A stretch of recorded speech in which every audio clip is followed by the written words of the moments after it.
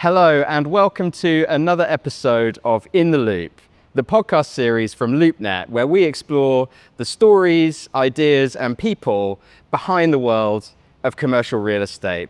Well, I'm here today on the roof of CoStar Group's headquarters in sunny Roslyn, Virginia, and I'm excited to meet with Jordan Goldstein, co-CEO of Gensler, an international design and architecture firm celebrated for their cutting-edge work at the forefront of design, innovation, and sustainability.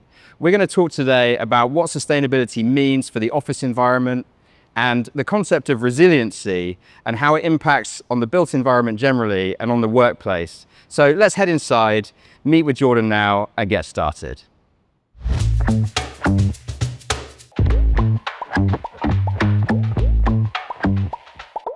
Jordan, welcome to In the Loop. It's great to have you here.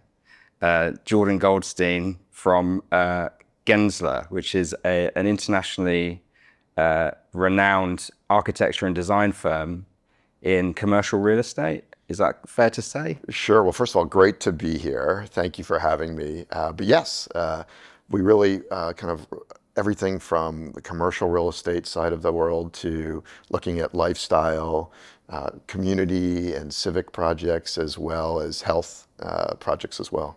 And the focus of today's episode is particularly on sustainability and green initiatives or green issues within the space. I thought we could start by maybe talking a little bit about how you see the kind of state of play as it pertains to those issues in commercial real estate, in particular in the office sector today. Tell me a little bit about how you see that. Yeah, it's very interesting to look at the real estate landscape, from the perspective of sustainability. So for us, as a global firm, we are operating and we're doing work in 140 different countries. So we're able to get this amazing perspective worldwide, but at the same time, also to be really hyper-local, in the communities that we're working in. So then we're seeing it very much from the perspective of what does it mean to be looking at real estate development and creating, powerful experiences in particular markets. So when we talk about sustainability, we really look at it as the intersection of a couple of different areas, certainly planet, people, and also then looking at it from kind of the economics, the financial side of real estate. So weaving those all together and looking at sustainability and resilience through that lens. What do you see as the drivers of change or the trends over the last few years, 10 years in the sector? What's changed, what's shifted in the industry and in this area? Yeah, there's quite a few drivers, but one that comes to mind when we're talking about it is you hear that term often in real estate, flight to quality. But I think it means something different now. It's a flight to buildings, places, and spaces that people want to be in, not just because it's a great building, a great piece of architecture, a great environment.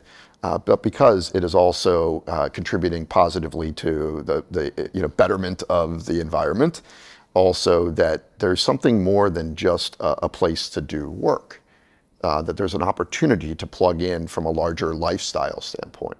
That notion of being able to be in an office environment and then being able to walk outside, being able to have an outdoor experience, restaurants, be able to have retail, opportunities for residential near that as well.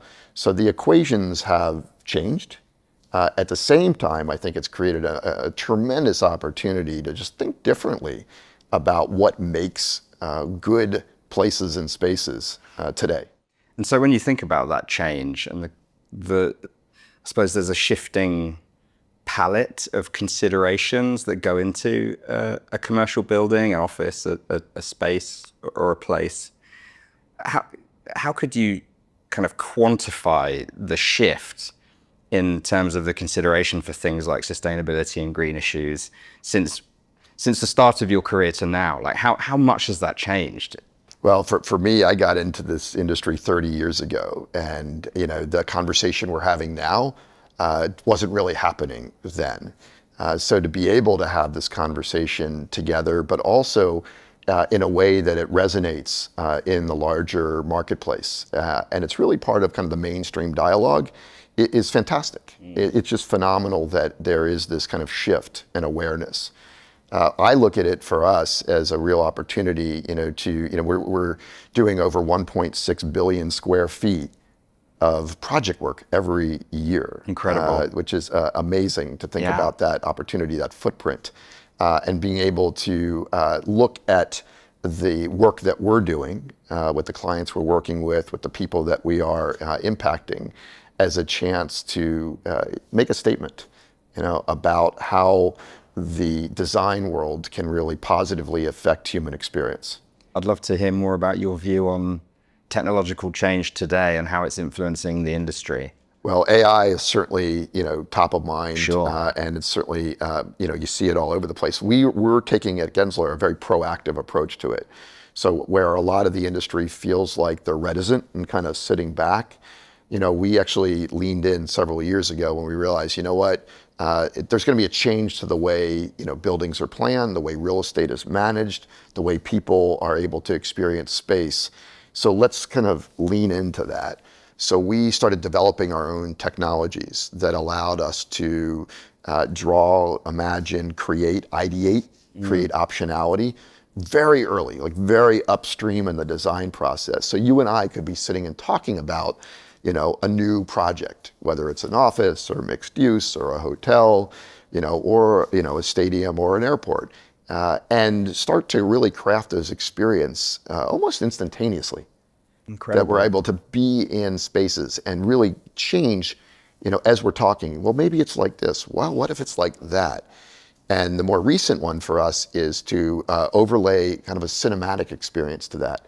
So imagine that, rather than trying to think through what would a day in the life be of an employee walking into a new workspace, a new headquarters day one, now we can actually really put that together in a true storyline where there's that arc of the narrative where you can feel what it would be like walking into that new building, walking through the office, running into people, and develop that, from a cinematic standpoint. And so there's that emotive side of it, which we, I think the beauty of design is it's inherently an optimistic act. So being able to bring that forward so we can, before, dollars are fully invested, before the nails and the shovels are flying around, Yeah. you get a feel for it. Yeah. And that storytelling component of the design process, it must change the relationship with your client, right? It must enable you to have a much more productive, kind of open, constructive dialogue. It makes it very collaborative. Yeah. And I think that's what's nice about it. I think for us, around the globe in our 57 offices, we really look at design as, it's not a solo act. It's really the voices of many.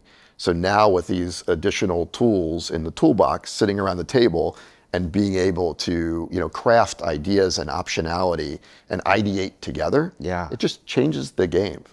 And speaking of changing the game, I mean, this shift that you're talking about, an architecture firm, a design firm, becoming more of a technology company. You were talking there about making investments in your own in-house technology. That's a major change for the business. Yeah. How does that connect to issues around sustainability, around green initiatives, around sustainability compliance? So how does technology influence that side of the business? Well, there's two areas that really come to mind, when you ask that. One is everything I just mentioned about imagining that experience. We have an overlay from a technology standpoint that as we're ideating together, we can actually look at the full carbon footprint of what that would be. Wow. So if we're all of a sudden saying that's a great experience, but it's feeling like it's too much of an impact, how do we dial that back? We could do that and be able to kind of adjust the dials, change that experience, and also change the true impact to the built environment.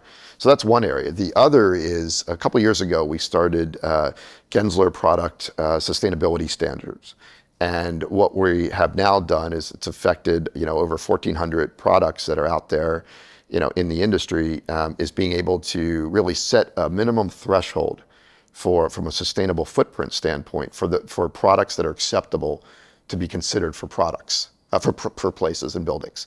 So whether it's, the interior of a space like we're in now, or building a new building and it's the exterior, and we're looking at, the sum total of, materials that are going into that, what is that footprint? And how do we look at, we're kind of shopping from categories that have really been looked at and set forward as minimum threshold. And then with each of those, here's the minimum that kind of be considered, that's the right level of impact, but then also what's the reach, for each of those product categories. And so we've set that out there in a way that it's not really meant to be proprietary. It's meant to be kind of open source for the industry to utilize, and for manufacturers to really cue off of. So what we're finding is it's really influenced manufacturers thinking about what materials are they putting into the libraries of architecture and design firms around the world. And so you talk about the kind of sum total carbon impact of a building and those considerations, those categories, as you call them. To a layperson, could you talk a little bit more about those categories? What are some of the categories that go into the carbon impact of a building? Sure, yeah, it's amazing to think about that. The built environment is really 40% kind of the carbon footprint that's out there. 11% of that is really that's embodied carbon. That's the materials, the finishes, the systems and structure that are making up the buildings. So if we think about it, there's kind of these, quiet impactors. Those are, you think about whether it's the carpet, the drywall, the framing that's going into, a building, the materials that are creating kind of that, environment itself, that we're in. That's a significant impact. So with the churn that often happens in the real estate world, to think about, well, what's the circularity of these materials? What's the life cycle? What's the ability for them to, in a sense, go back from a recycling standpoint, whether that's being recomposited to something else, or, it's being reutilized in a different way. It sets up a dialogue that I think is very different than going back, like I was saying earlier, 30 years ago. Yeah. Right. And what about the materials of the construction of the building itself? Yeah. I was reading recently about a landmark project in London using mass timber. Yes. Which just feels like a significant moment, or at least a very interesting story. It's kind of indicative of some change. Tell me about that, the kind of concrete, timber, bricks, and mortar side of this. Yeah, that's what's so exciting about this moment now in the industry, is that there is this rethinking of the structural systems, kind of the exoskeleton of a building. So whether that's the structural components that hold up a building, mass timber is one that we've been looking at and working with now for many years, and it's actually phenomenal. If you think about that for a second, if you build a building out of mass timber, you're getting the kind of the inherent strength of wood members that are kind of laminated together. It looks fantastic, right? So you don't have to sit there and clad over underneath and say, what, we need to cover the guts because the guts aren't looking good. Yeah, you actually just want to see it. You just want to see it. Yeah. So whether that's the project you mentioned in UK, we did a project, not far from where we're sitting now, for Under Armour, which is their world headquarters. That's all a mass timber building.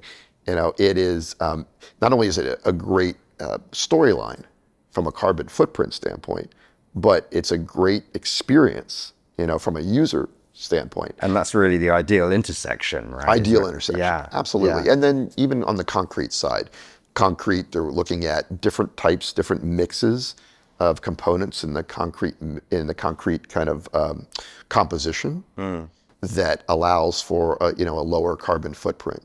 You've heard things like fly ash concrete. That's one example, but that's a big change as well. So concrete itself now has a pull down menu of options, and similar with steel. Yeah.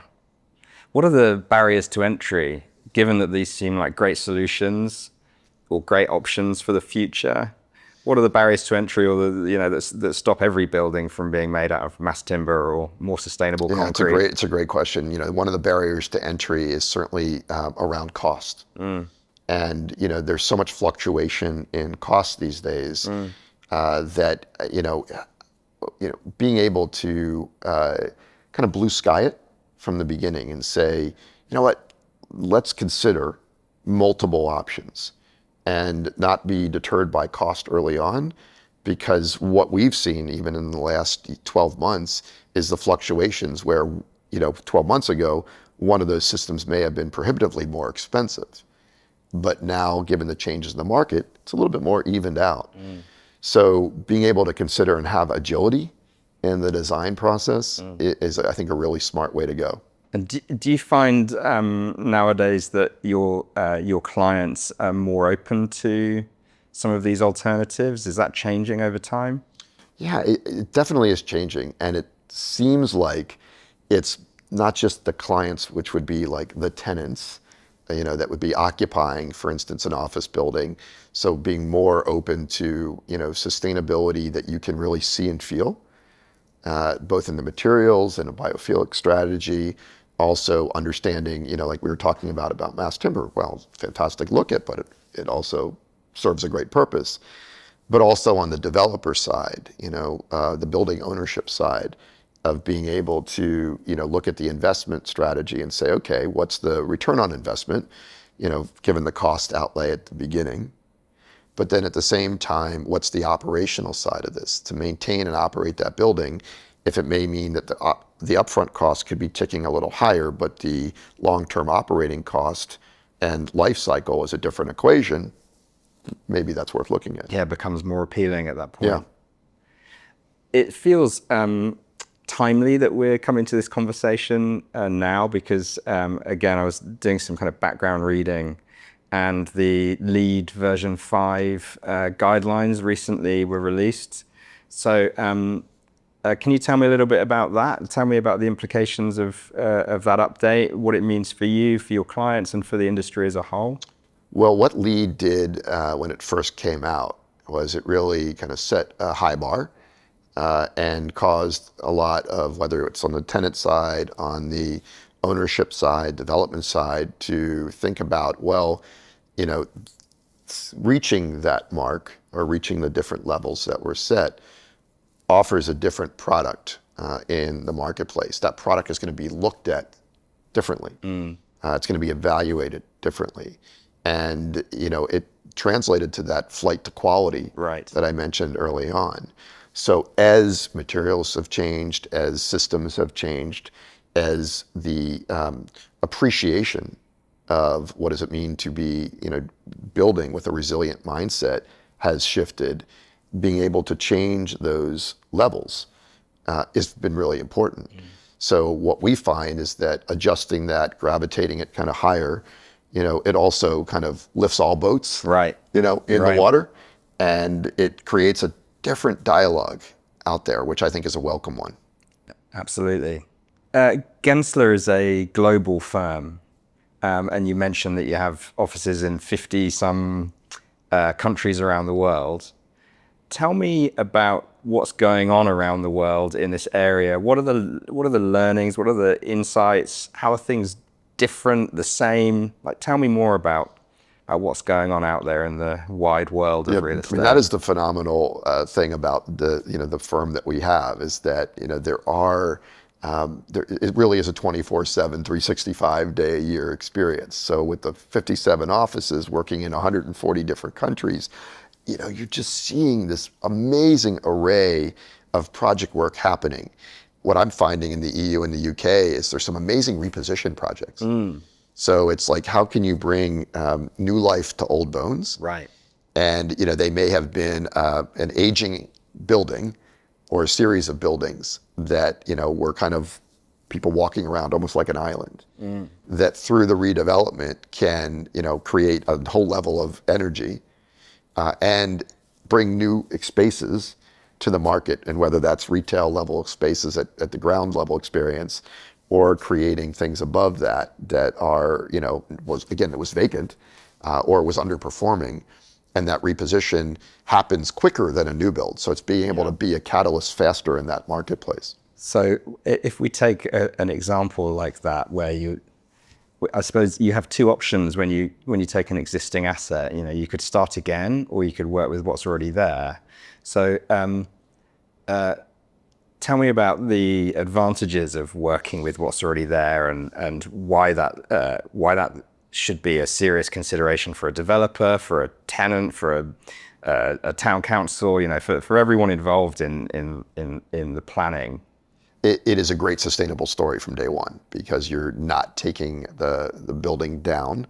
So there's a reposition opportunity where you're, in a sense, using that existing structure or other components in addition to the structure that you may have to augment it, but you're actually starting with a canvas that already has some paint on it. Yeah. Right. And I think the interesting thing is, from an architecture and design standpoint, it's a really interesting constraint. It adds a kind of a richness, and an ingredient that you're already working with something there.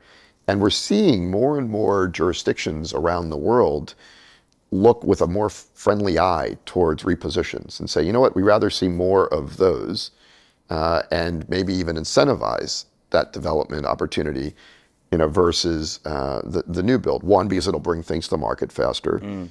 Two, because it also helps from a community dialogue standpoint. And three, because it's also able to, start to tie in that resilience narrative, in a way that really, is seen and felt. And that's a real win-win, right? When the economics are better, and when the resiliency, the sustainability of the project are better.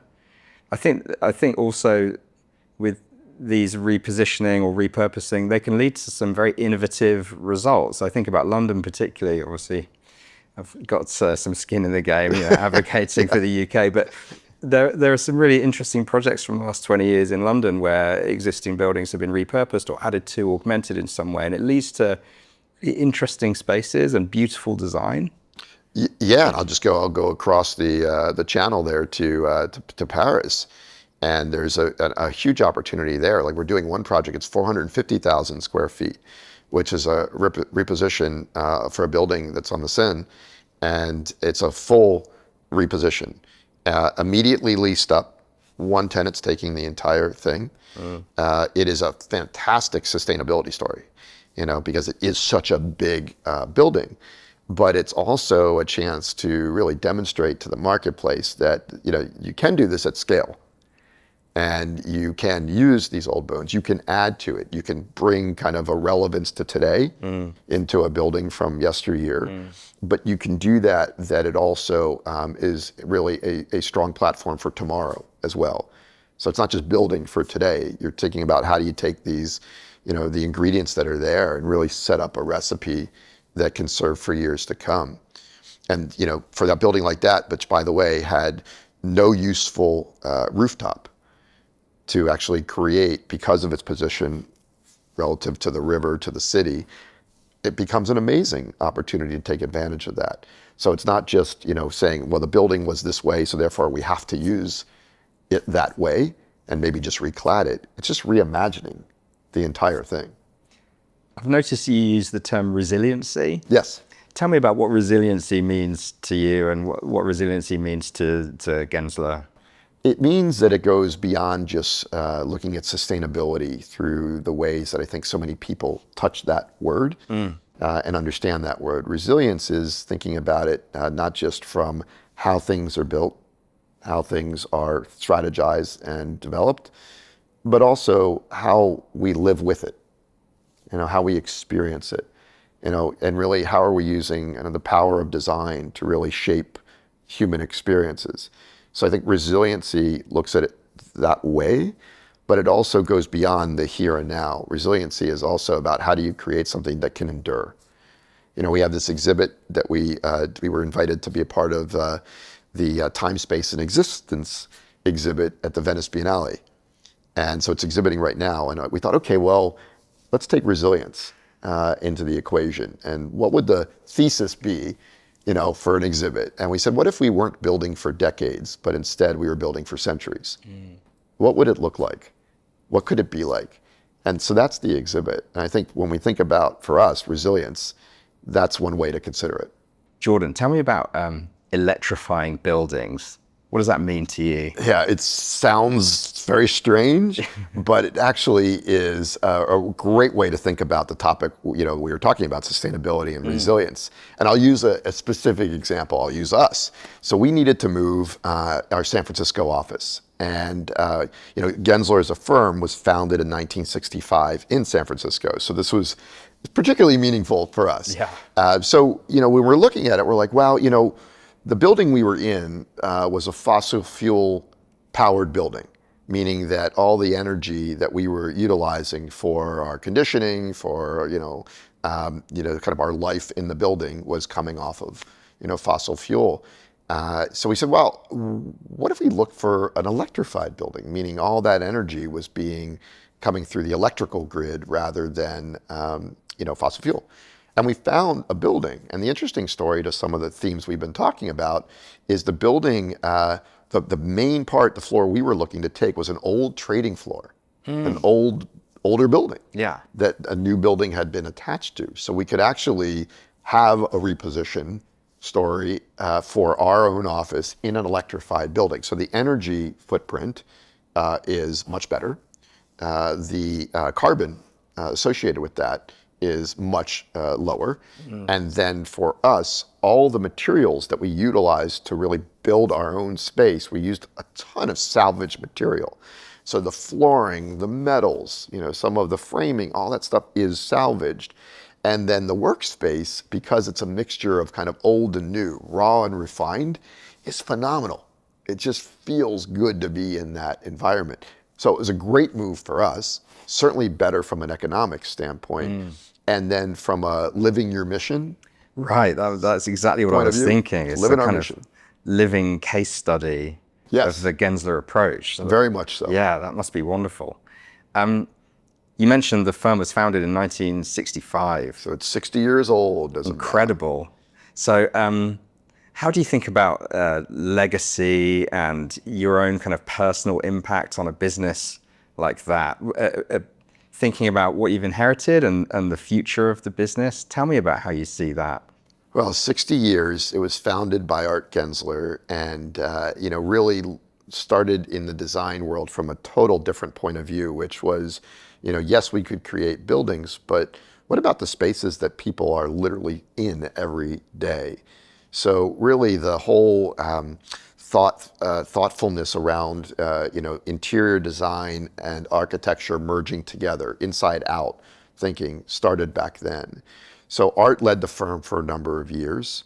My immediate predecessors that were really for me and my business partner, our mentors, they led the firm for nearly 20 years. So myself and Elizabeth Brink, who's based out of Los Angeles, have been leading the firm for the last year and a half as co-CEOs. So when you think about that, that's only really 3 generations in 60 years, which is kind of unheard of in large companies. So we're honored to be in this role, but at the same time, we look at it from a legacy standpoint. How do we make sure that we can pass the batons to the next generation and the next generation? So everything we've been talking about is really top of mind for those young people coming out of school, making that jump from academia to the profession. And the way we've set it up is the old model of apprenticeship, of come in and go draw bathrooms and maybe doors and you can graduate to stairs. Yeah. That's how I came into the industry. Amazing. You can't do that anymore, especially with the skills that students are coming out of schools with now. I mean, they're digital natives to the nth degree. Their ability to converse, in a digital platform, interfaces move from one to another. That fluidity and also the familiarity from an AI standpoint, that's refreshing. So coming into our environment day one in our locations around the world, Elizabeth and I really encouraging our teams to, all voices resonate. Everyone's hands can be shaping that clay. And that's important because at that point, you're then really giving the next generation a ton of empowerment. You're giving a chance for them to figure out their swim lanes. and what works for them. When I look at my career over 30 years, it's not been a linear path. It's been a very kind of curvilinear road. And there were off ramps and there were opportunities to take door number one or door number two and not take a prescribed path. And I feel like the next generation should have that opportunity as well, probably even more so than what I experienced. It's interesting to hear the parallels between your own career when it began and what you see as the strengths of the next generation. You know, when you entered the workforce, you brought a new set of skills to the table, and you learned skills from the prior generation, but you also brought something new. And it sounds like you see that happening again and again, which is really exciting. What do you think are some of the unique skills and traits of this next generation, and what excites you about that they're bringing to the table? Well, one thing I'm really excited about is there's more of an awareness now for people coming in of the brand of you. What is their individual brand? I mean, for many of them, they have a social media platform that represents them. They have, some of them come in and they've already tried their hand in businesses. You know, maybe they're smaller scale, but they've actually started to play with what their voice is in the world. That's phenomenal. So rather than just say, okay, that was then, this is now, our approach is, you know what, bring that to the table. Let the brand of you help inform the brand of us. And that collective can hopefully put a different message out there in the world. If we keep thinking about the future for a few more moments, when you look ahead, what policy changes or industry changes do you think are critical to continue the good work that's being done in sustainability and resiliency, or to accelerate it or improve upon it? It would be great to see more incentivization of reposition projects in communities, very local. So how can, governments at a local level really look to say, you know what, let's think differently about how we incentivize these projects, how projects are financed. Maybe there can be a different equation where there's a greater public involvement or different levels of relief or tax policies that are different that allow these developments to happen. Because right now what we see is some great opportunities for this level of dialogue, but often there's a reticence around, it's not really penciling out. So let's just table that and check in again in 6 months or a year. So what are ways to really kind of, prime the pump on that? I think the other kind of the flip side of that, just the amazing experimentation that's happening in materials now. And some of these are in certainly mainstream companies, but others are in these smaller companies that are just getting their footing. They've developed some great new technology. They want to get it out there. They don't necessarily have the resources. So, how do we as designers create opportunity, create avenues for these products to be, hit the marketplace, and our projects, opportunities to be, greater testing grounds, for innovation, not just in the types of overall buildings, but also in the things that make them. I've been asking every guest that I've been speaking to on this podcast 3 kind of quick fire questions. Ooh, okay, it's the rapid fire session. Yeah, just to kind of get to know you a little bit better. So before we wrap up, I'd love to ask you those 3 questions. Go for it. So the first question is, what's your favorite city or built place in the world? Well, there's so many places. I get the good fortune to travel just about every week to some location around the world, which is phenomenal. But there's 2 places that are kind of near and dear. One is Tokyo, and the other is Rome, because they're 2 places that I had a chance to study at while I was in school. And in both cases, the streets, the public squares, those were the classrooms. When I was in those places, living in both places, I did not go into a classroom. The classes were the streets. And when you see how people are using those streets every day, it made me realize that, a job as an architect isn't just create a building. It's really how are you additive to society? How are you bettering the world? And how are you doing something that can plug in to the way people live their lives and better it by virtue of what you're adding? So question 2, which I feel you've answered somewhat already, is what is it about those places that appeals to you so much or that you find special or unique? Energy. That there's just energy around the clock and that you can feel it. And it may be different city to city. And certainly it's, what is local there that makes it, so much like Rome or so much like Tokyo. And being able to appreciate what's different between those places as well. And just celebrating that energy. So I feel like for our projects that we're doing, let's be able to add to that energy. Or if there isn't already energy there, that what we're doing in that location brings it. And the final question, and this is perhaps the most challenging one, given that these are places for 500 points. This is the win. This is it. The jackpot is, what would you do, if anything, to improve those places? Well, that's a good one. I definitely feel like when we do our work, it isn't do it, be done, and walk away. I think a big piece for us, and Art Gensler started this with the company, was the clients first. Stay with them and recognize that the journey doesn't end when a space or a place is finished. So what we've seen is like we have over 90% repeat business, and that's because we stay with the clients and we really want to understand, okay, well, how is that working? How is that space, or that building or that stadium or that airport, how's it going? And what do we need to adjust over time? And what do we learn from it?